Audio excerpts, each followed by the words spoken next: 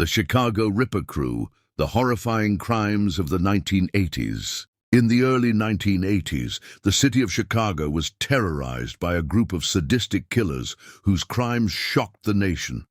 Their reign of terror left a trail of unspeakable horror, and their identity remained a mystery for years.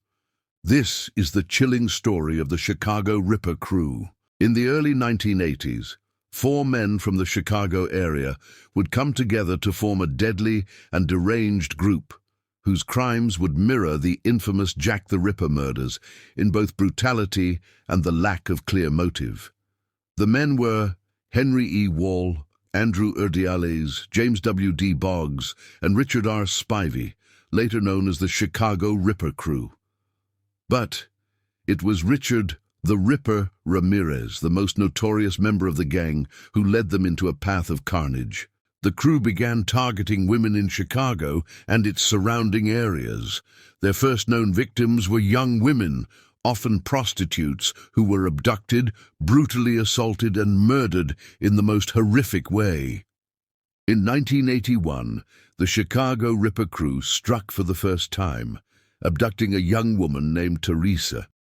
A few days after her disappearance, her mutilated body was found in a deserted alley. The gruesome nature of the crime sent shockwaves through the community. Authorities were baffled by the sheer brutality of the killings, and a pattern emerged. Women were often abducted, bound, sexually assaulted, and then tortured. Many of the victims had been dismembered or left in a state that defied logic. The crimes appeared almost ritualistic, and the city began to panic. As the body count began to rise, investigators started to notice a pattern in the Ripper Crew's behavior. The killers would often carve symbols or leave odd clues near the crime scenes, leading some to believe they were acting on a twisted ritual. But even more disturbing was the brutal, methodical nature of the murders, suggesting that these men were not just random killers, but sadistic predators with a plan. The Ripper Crew had become notorious for their violent and sadistic methods. They targeted vulnerable women, primarily sex workers, using them as their victims to unleash a terrifying display of power. With every new murder, fear spread through the streets of Chicago. The police, overwhelmed by the number of disappearances, struggled to catch the killers. Meanwhile, the Ripper Crew's crime spree continued unchecked, escalating in savagery and frequency.